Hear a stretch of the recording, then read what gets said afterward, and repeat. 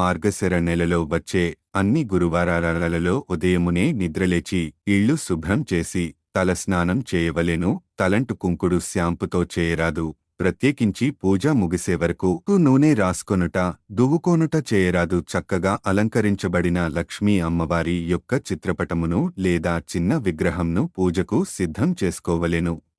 ఆదో పూజ్యో గణాధిపః అని మొట్టమొదట గణపతికి ప్రథమ పూజ చేయవలెను. గణపతి పూజ అనంతరం లక్ష్మీ అమ్మవారికి అథాంగ, షోడశోపచార మరియు అష్టోత్తర పూజను చేయాలి. నెల రోజులు ప్రతి గురువారం ప్రత్యేక నైవేద్యం సమర్పించాలి. మార్గశిర లక్ష్మీ పూజ కథ చదువుకొని అక్షతలను శిరస్సున ధరించాలి.